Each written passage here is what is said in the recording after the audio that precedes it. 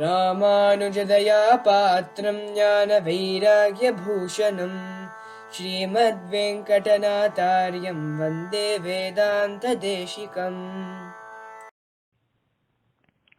జయ జయ శ్రీ సుదర్శన శ్రీమతే శ్రీ నిగమాంతమా దేశికాయ నమః. వేదాంత దేశికుల ఉపదేశములలో ఆస్వాదిస్తూ ఈరోజు 20వ ఉపన్యాసం మోక్షములో ముక్తిలో ఇచ్చ కలిగిన వాళ్ళు, ఆశ పొందిన వాళ్ళు తన ఒక గొప్పతనాన్ని ఎల్లప్పుడూ కూడా బయటికి చూపించరు, వ్యక్తంగా దాన్ని తెలియచేయరు అనేది వేదాంత దేశికుల యొక్క చక్కని ఉపదేశం. దాన్ని దాచుకుంటారంట, తన గొప్పతనాన్ని. ఈ విషయం ఎంత ముఖ్యమంటే వేదాంత దేశికులు ఈ విషయాన్ని, అంటే తన ఒక గొప్పతనాన్ని దాచుకోవడం అనే ఒక మంచి గుణాన్ని రహస్యత్రయ సారం, అధికరణ సారావళి, న్యాయ సిద్ధాంచనం ఇత్యాది ఎన్నో గ్రంథాల్లో దీన్ని ఉదాహరిస్తున్నారు వేదాంత దేశికులు. అయితే బృహదారణ్యక ఉపనిషత్ అనే ఒక ఉపనిషత్ అది అంటుంది, బాలుడులా ఉండాలట, మనం పసి బిడ్డలా ఉండాలట. బాల్యేన తిష్టాసేత్ అని బోధిస్తుంది బృహదారణ్యక ఉపనిషత్. మోక్షాన్ని అర్థించేవాళ్ళు, అటువంటి భక్తులకు ఎన్నో మహాత్మ్యాలు ఉంటాయి, ఎన్నో గొప్పతనం ఉంటుంది వాళ్ళకి. ఎందుకంటే బ్రహ్మ విద్య ఉపాసన చేసేవాళ్ళు కదా, ఇంకా ఎక్కువ ఉంటుంది భక్తియోగనిష్ఠులకు. కానీ వారు దాన్ని తెలియజేయరు బయట. తన యొక్క గొప్పతనాన్ని దాచిపెడతారట. ఎందుకంటే కారణం ఏమిటి? మొదటి కారణం, ఈ మహాత్మ్యాన్ని, వాళ్ళ గొప్పతనాన్ని బయటికి చూపిస్తే, లేదా లోకం దీన్ని చక్కగా గౌరవిస్తే వీరికి ఫలము రాదట, బాధకం కూడా రావచ్చు. ఎలా? వీరి యొక్క గొప్పతనం లోకానికి తెలిస్తే వీడు తన అనుష్ఠానాన్ని చేయలేకపోతాడు, మననశీలుడుగా ఉండలేడు, అంత డిస్టర్బెన్స్ ఉంటుంది కదా. ఆయన ఉపాసనకు అది ప్రతిబంధకం అవుతుంది. ఇంకొకటి, కార్పణ్యం అనే ఆత్మగుణం తొలగిపోతుంది. కావున ఉపాసకులు, మోక్షాన్ని అర్థించే ఉపాసకులు శ్రీమన్నారాయణుని పరదైవంగా తెలుసుకొని, వేదమూలంగా ఆ ప్రమాణాన్ని తెలుసుకొని నాకు ముక్తియే కావాలి అని ఉపాసించే భక్తియోగనిష్ఠుడో లేదా శరణాగతుడో ఒక పసి బాలుడిలా ఉంటాడే కానీ, ఒక మూర్ఖుడిలా వ్యవహరిస్తారే కానీ వాడి గొప్పతనం ఎవరికి తెలియకపోతుంది. అలా ఉంటాడు వాడు. వాడిని చూస్తే అమాయకుడిలానే ఉంటాడు. అమాయకుడే భగవద్ విషయాలు. తాను అమాయకుడు అనుకుంటాడు. లోకానికి వీడేడో పిచ్చివాడు, అమాయకుడు అన్నట్టు వ్యవహరిస్తారు. అంటే ఘటంలో ఉండే దీపంలా వాడు మహాత్మ్యం, బూడిదిలో ఉండే అగ్నిలా ఇటువంటి వాళ్ళు మహాత్మ్యం బయటకు తెలియదు, చాలామందికి తెలియదు, లోకానికి తెలియదు. అలా డంబం లేకుండా ఉంటారు, దాంభికం అంటారు కదా, అది లేకుండా, అడ్వర్టైజ్మెంట్ లేకుండా ఉంటాడు. అంటే కష్టపడి దానికి ప్రయాసపడాలి, ప్రయాసపడి తన గొప్పతనాన్ని దాచుకుంటారట. ఇది అలా ఉండాలి అంటుంది ఆ ఉపనిషత్, బృహదారణ్యక ఉపనిషత్. బాల్యేన తిష్టాసేత్ అని ఆ ఉపనిషత్తు ఒక విధివాక్యం. అది ఇంకో విధివాక్యం, తస్మాత్ బ్రాహ్మణ పాండిత్యం నిర్విద్య బాల్యేన తిష్టాసేతి బాల్యం చ పాండిత్యం చ నిర్విద్యా చ ముని అని ఎన్నో గొప్పతనాన్ని, పాండిత్యాన్ని, జ్ఞానాన్ని పొందిన తర్వాత కూడా ఒక మహావిద్వాన్, పండితుడు ఒక బాలుడిలా వ్యవహరించాలి. అలా జీవించాలి, బాలకుడిలా ఉండాలట.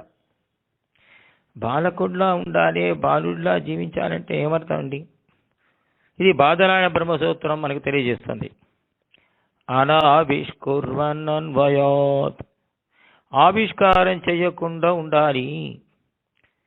వీడి దగ్గర ఇంత గొప్పతనం ఉన్నది అని పక్కింటి వాడు కూడా తెలియకుండా జీవించాలట. అంటే నిజంగా మనకి ఇన్న మహిమలు ఉన్నప్పుడు, సిద్ధిలు ఉన్నప్పుడు దాన్ని దాచుకోవడం అనేది చాలా చాలా చాలా కష్టం, అరుగు కూడా. ఏ ఏ విషయాల్ని దాచాలండి?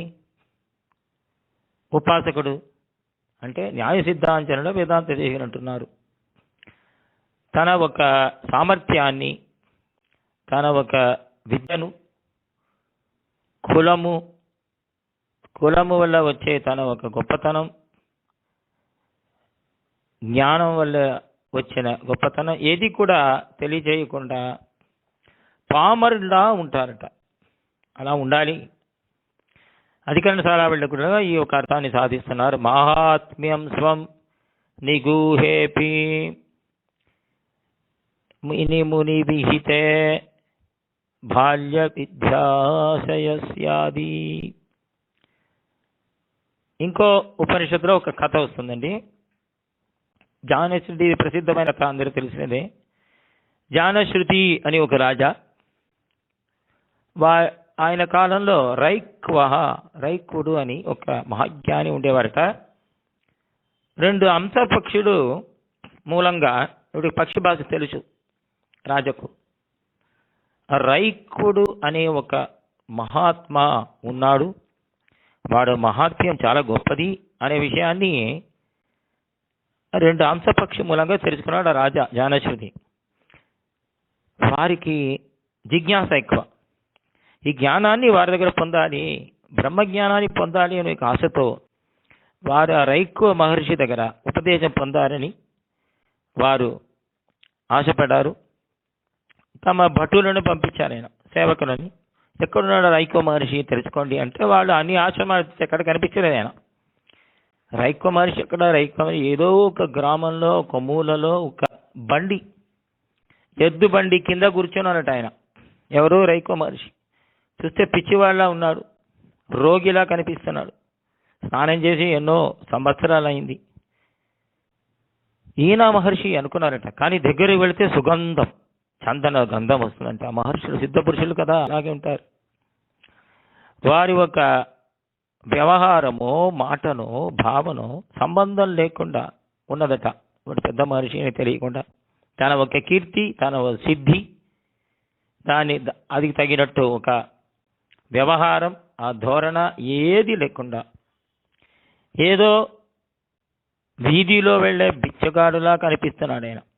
అంత సులభుడుగా కనిపించారట. ఇది ఒక నీతి, ఇలా ఉండాలి అంటుంది చాందోగ్యోపనిషత్తు. అంటే స్నానం చేయకుండా ఉండడం కాదు. సిద్ధపురుషులు ఎలా ఒక బాలకుడిలా వ్యవహరిస్తారో అలా మనం ఉండాలి అని మన పెద్దవాళ్ళు కూడా, మన పూర్వులు కూడా, పూర్వాచార్యులు మనకు ఉదాహరణ ఇస్తున్నారు. వాళ్ళ ఒక జీవితంలో చూస్తే మనకు తెలుస్తుంది. ఒకసారి కాంచీలో మహావిద్వాన్ నావల్పాకం స్వామి అని ఒక స్వామి దేవాలయానికి బయలుదేరే సమయంలో వారి కింద కాలక్షేపం చేసే శిష్యులు, ఆ శిష్యులు కూడా మీతో వస్తామండి పెరుమాళ్ళని సేవించాలనుకుంటే వారు ఆపారంట, వద్దు అన్నారు ఆయన. ఎందుకు? మీరు విడిగా వెళ్ళిపోండి, నా వెనకాల రాకూడదు అన్నారంట. ఎందుకంటే శిష్యులతో సహా ఒక దేవాలయమో సభనో అలా ఒకటి క్షేత్రానికి వెళితే నా ఒక గొప్పతనం అందరికీ తెలుస్తుంది, తెలియకూడదు కదా అనుకున్నారట ఆయన. ఆ వైరాగ్యనిధి కావున మీరందరూ వెళ్ళొద్దు అన్నారట. ఒక సాధారణ సేవార్థిలా వెళ్ళి సేవించి వచ్చేవారట, ఏ ఒక మర్యాదను కూడా ఎదుర్చడకుండా. అలా ఆయన ఒక సంకల్పం, బాల్యేన తిష్టాసేత్ అనే ఉపనిషత్ వాక్యానికి ఉదాహరణగా ఎంతరో మహానుభావులు అలా పూర్ణ ఘటం, ఒక కుండలో నీళ్లు మొత్తం ఉంటే అది సప్పుడు చేయదండి, ఆ సగం ఉంటేనే సప్పుడు చేస్తుంది అని భర్తృగారి ఒక నీతిలో యదా కించిత్న్యోహం విపదైహ మధాంధ సమభవం తదా సర్వజ్ఞోస్మిత్యభవని తం మమ మనః అంటున్నారు భర్తృగారి. అయితే నాకు చిన్న జ్ఞానం వచ్చిన కాలంలో ఏదో కొద్దిగా 4 పుస్తకాలు చదివితే ఏనుగుల అహంకారం నాకు వచ్చేది చిన్నప్పుడు. ఇప్పుడు ఎంతోమంది పండితులను జ్ఞానులను చూసిన తర్వాత నాకు తెలిసింది నాకు జ్ఞానం అనేది లేదు అని తెలుసుకొని అహంకారం పారిపోయింది అంటున్నాడు భర్తృగారి. చాలా గొప్ప విద్వాంసులు పండితులు సప్పుడు చేయకుండా ఉంటారంట, తెలిసి వాడి బయట చూపించరు, తన జ్ఞాన ప్రదర్శన చేయరు. ఒకసారి నాల్పాకం అనే గ్రామంలో, ఈ నాల్పాకం ఎందుకు అంటున్నారంటే ఇక్కడ జనాధిపతి రాష్ట్రపతి సమ్మానిత సంస్కృత విద్వాంసులు 7 మంది పైన ఉన్నారు. అంటే ప్రతి సంవత్సరం ఆ గ్రామం నుంచి ఏదో ఒక జనాధిపతి సమ్మానం సంస్కృతంలో ప్రెసిడెంట్ అవార్డు అనేది వస్తుంది. అటువంటి పండితులు నిష్ణాతులు. అక్కడ ఒక బ్రహ్మోత్సవం జరిగినప్పుడు అధ్యాపక గోష్ఠిలో కొంతమంది ఉన్నారు. అప్పుడు పడవేరి అనే గ్రామం నుంచి వచ్చిన ఒక యువకుడు కూడా ఉన్నారట, నాలాయిర ప్రబంధ అధికారి. ఆ వీటి గోష్ఠిలో వీళ్లతో పాటు ఒక వయోవృద్ధ స్వామి వీళ్ళతో చెయ్యి కలుపుకొని అక్కడ అధ్యయనం చేసి ప్రబంధ పారాయణం, ఈ బాలకుడిని చేయి పట్టుకొని యువకుడిని చేయి పట్టుకొని దివ్య ప్రబంధ అనుసంధానం చేశారు. కొద్దిసేపు తర్వాత వారు వేదపారాయణ గోష్ఠి కూడా వెళ్ళారట. అంటే ఆయన ఘనాంతం అధ్యయనం చేసిన వారు. తర్వాతే తెలిసింది ఆయన చతుశాస్త్ర పండితుడు, ఆయన పేరు అగ్నిహోత్రం సోమయాజీ స్వామి అని. ఈ ఒక యువకుడు పడవేరి అనే గ్రామం నుంచి వచ్చిన యువకుడు, అయ్యో అంత మహాత్ముడా, అంత గొప్ప విద్వాంసుడా, నా చెయ్యి పట్టుకొని ప్రబంధ అనుసంధానం చేశారే అని ఆశ్చర్యపడి వారి దండం సమర్పించారంట. అలా ఉంటారు మహాత్ములు, తన ఒక గొప్పతనాన్ని బయట చూపించరు.